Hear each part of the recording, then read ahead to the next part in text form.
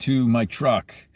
It is crazy windy out there and it's about -15, and with that wind chill, I just don't think that I could stand out there and film for very long because it is chilly. Now, I tell you, yesterday we saw all sorts of wild stuff.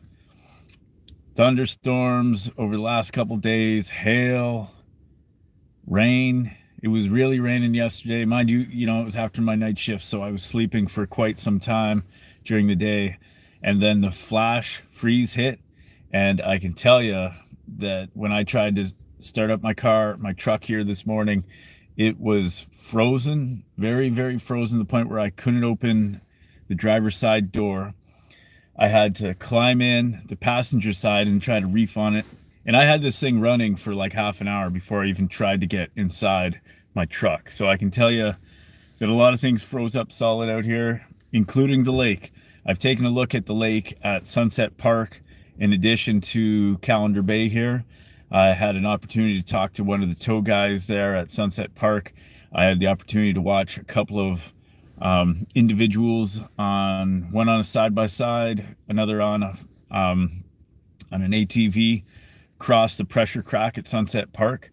Of course, I watched them very carefully cross it. Like, I know the guys on the ATV they really stopped and took a good solid look at the pressure crack. I wasn't able to get my drone up in that area because the wind is so extreme that my drone would probably just blow right off the lake there. I can tell you that the ice and slush and all that has frozen up very solid. It's glare ice. It's very slippery. If you're out there, bring your cleats. I didn't see any huts that looked like they had sunk too much. One thing you definitely need to be looking for now is around anywhere where there's water input into the lake, like a river or the sewage plant or anything, anywhere that's going to soften up the ice. You got to be extra careful around, because those rivers and whatnot would have been flowing really well yesterday because it was really, really pouring at some points. I don't see too much slush. There was a lot of slush on the road in front of my house, but around the lake here, even at the access points, like at Callander Bay and Sunset Park, I didn't see slush anywhere. It looked very, very firm, very solid. I know that if you look at the Lake Nipissing Outfitters Instagram page there, he posted some videos at the Birch Grove access point where he showed, that it was more or less like solid up ice, but he also showed a truck that was more or less frozen in to the water there. I know Nick Day from Rob's 5-Star, he told me that he had his Jeep out on the lake there today, and that it's more or less like a glare ice situation there, much like the rest of the lake. Now, over the next couple of days, we're going to see some more warm temperatures. Starting tomorrow, I believe it's going to be +5, and then overnight it's going to be the same, or in that area. And then I believe there's more rain coming on Sunday and Monday. So if anybody is going to get out fishing, this is probably your last chance before this rain and the warmth is going to ruin the lake entirely before the season is over here. I think from the looks of the forecast, it's definitely going to be over soon. And I can tell you, people are pulling their huts. There aren't very many huts out here on Callander Bay right now. There are a lot at the landing where people are taking them off, and out on the lake, there's only a few that are still out there. So people are taking things off preemptively, and I think appropriately. And definitely anybody who still has their hut out there, this could be your last chance the next couple of days to get it off without getting yourself into a real pickle.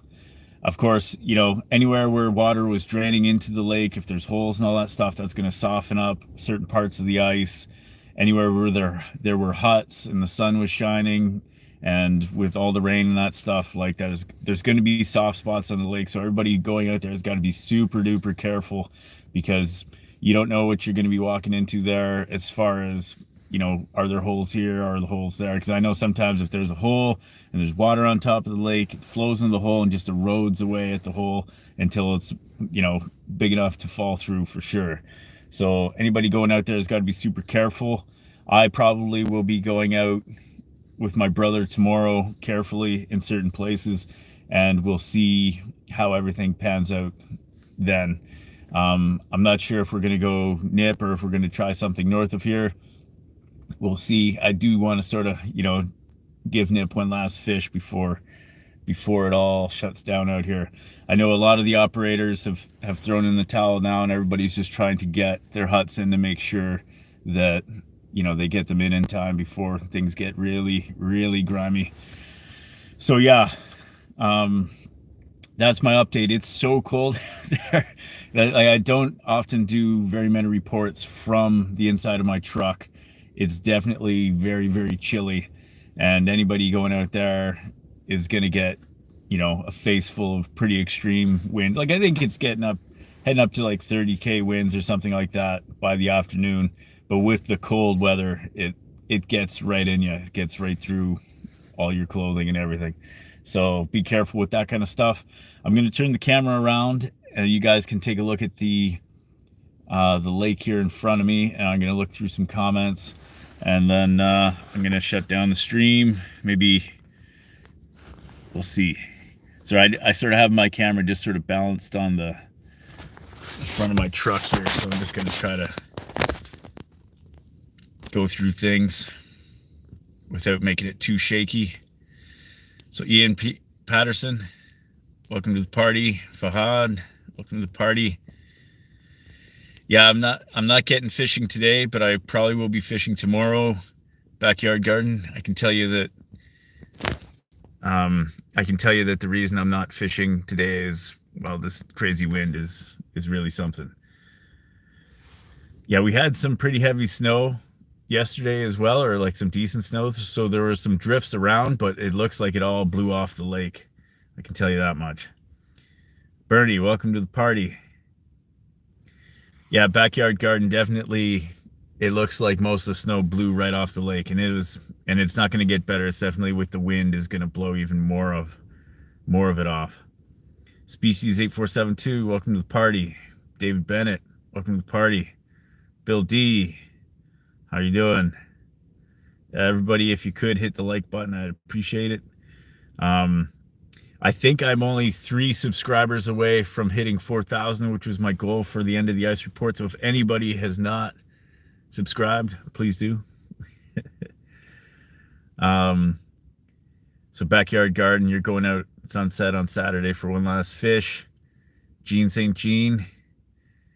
Yeah, I would say, people, if anybody's going out over the next couple of days, keep an eye open for hazards, pressure cracks, rivers, sewage outputs, all sorts of different things like that. And I think if you're going to get your fish on, get it on as soon as you can, because the warm weather is coming.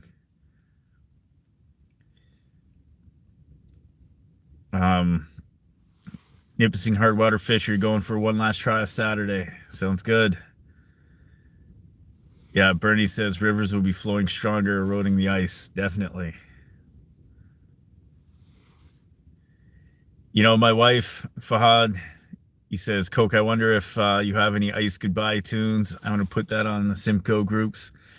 My wife suggested I write a track about the ice going too soon. Maybe that'll be in the mix, but it takes me a long time of like working on music, and sort of, I get kind of obsessive about it. So I doubt I could pump one out fast, but maybe I'll have one ready for if this happens again in the future.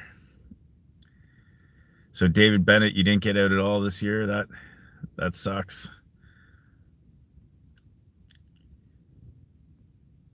Yeah, off-grid wannabe, you're saying goodbye to next year's song. Yeah, I wish. Bogue, you say how many inches of ice? I can probably say that there's still 12 to 15 inches around, except in places where it's being eroded by rivers and different hazards and stuff like that around pressure cracks. So I have no doubt that there's still some good thick ice out there, but there's holes, or potential holes, all around. So it's still sketchy. There's going to be sketchy ice out there that people need to look for. Lucas Miller, there's a good chance I might live stream while we're fishing tomorrow. We'll see.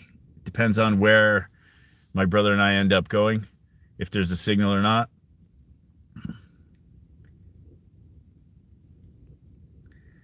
Um,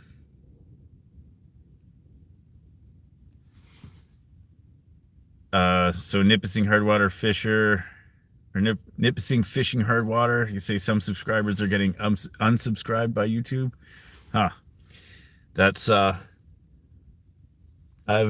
guess that probably happens. Sometimes that goes down, eh? So 8472, you're heading to Abitibi, one last weekend trip. Sounds good. Bruce Dunstall. You were thinking about coming up with Nick Saturday, but 9 hours round trip makes it rough. Yeah, it's definitely going to be a long drive if things are still going. I know I'm not sure which operators are still operating and not, but I can tell you that